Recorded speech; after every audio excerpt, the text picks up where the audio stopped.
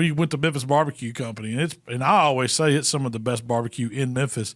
That's really not in Memphis. It's across the state line down in Mississippi, just up the road from us. But my friends Pete and Melissa own that place, and you can tell they're doing some business there, and they know what they're doing. They come from the competition background. That's competition style barbecue in a restaurant setting, and so we tried their ribs 2 ways. We tried spare ribs. That were the muddy, wet rib, and then we tried the dry ribs or loin baby backs, and then we tried, which I had to put you on, and we're gonna talk about those cheese fritters. So what did you? That's the appetizer when somebody comes to Memphis. I say we got to go here and try these. I don't know. I was still trying to figure out how could I take one of those. I wish I had a Ziploc bag because I would have took it. I don't care how hard it would have been when I got home, but I want to dissect that there. That was amazing. It's different. As soon as I bit it, hey, wait. Let's talk about that sauce. Yeah. Man, that sauce. What you told me, you said go ahead and cut it in half. Yeah. Do my little thing on there, get the sauce on there, and just that whole combination. I hate to I don't want to overdo this word, but that was fire. That was fire, too. Yeah. Yeah. I don't know how to explain it. How would you explain that, Shell? It's a big ball of fried stuff with cheese. Almost looks like a hush puppy or something like that. That's what it is. And it's almost like it's pimento cheese without the pimento in it. It's got some corn in it. No, it didn't have no corn. I guarantee it didn't have corn in it. I didn't taste the corn in there. There was no corn in it. It's all cheese. And I forget, I've asked them, that's the recipe Melissa and Pete hold. They ain't giving that one out. They don't give that one the process, because I guess what they're doing, they take fresh cheese, they're big on, they ain't just using some old shredded bag cheese. Right. Because it's got that starch and stuff on it. So they use really good cheese, and that whatever they mix it's got to have some mayonnaise or some kind of binder in it to hold it together. And then they get it real cold, is what I'm guessing. Right. Then they get it into panko. And then they fry it to where it's just crispy on the outside, melty on the inside. Well, they got their process, down right. Because I can tell you, when they deep fry that, you didn't see no spillage on it, no leakage, no nothing. But I would assume it's made the same way because I've made mozzarella sticks. Yeah. And that's the same process. The cheese, you freeze it. And that way, when you put it in the deep fryer, it doesn't just ooze out. That's right. You don't overcook the insides. But whatever they doing over there, they doing it right. And I told you I saw something run on the floor, and when I caught it going out the door, it was a mozzarella stick. And I got it because he got no chance next to that. No chance.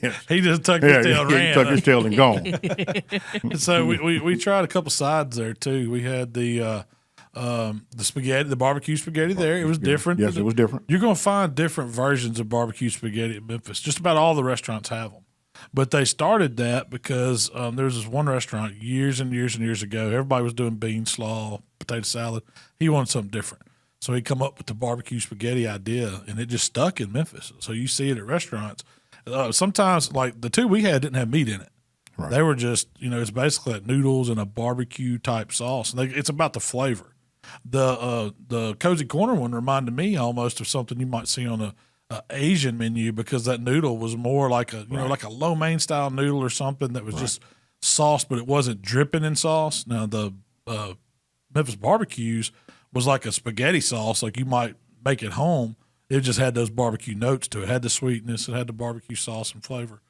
But a lot of times I see it, and the barbecue shop they cover it in pulled pork, and that's what it's all about. That's my favorite. Man, you done let the cat out of the bag because hey, I might as well go ahead and just say this because after what you just made, I can't see it without it. Yeah, for real though, you can sit down and get down on that. Oh yes, topped with that whole pork shoulder on some barbecue spaghetti like that.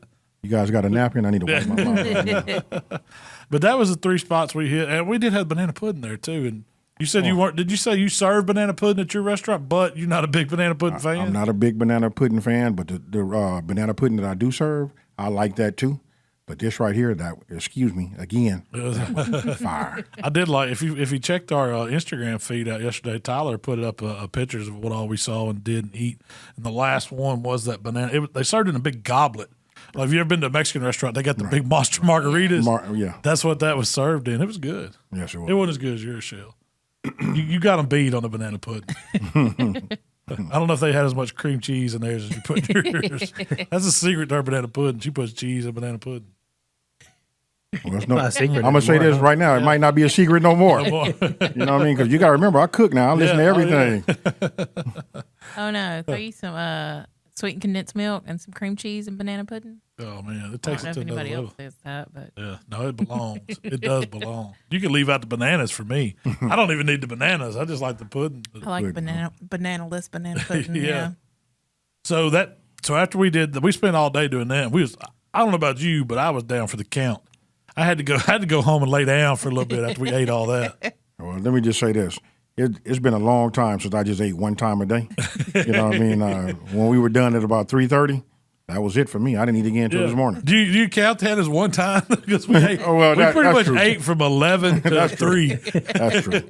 If we'd have did that all at one place, that'd have been something. At least we did have some drive time in between them. But it was so much food, I couldn't even slouch. Yeah, I felt like if I slouched, it was going to come up. I just had to sit straight up and erect. Stay straight. Just like this. Hey, matter of fact, sit on the bed and put my back up against the headboard. I can't even slouch. Gotta let it digest. Right. Could y'all have gone one more spot? No. I could not yesterday. Really, we didn't eat. I mean, we didn't eat dinner. You had to feed Michael something. I was like, nope, I'm done.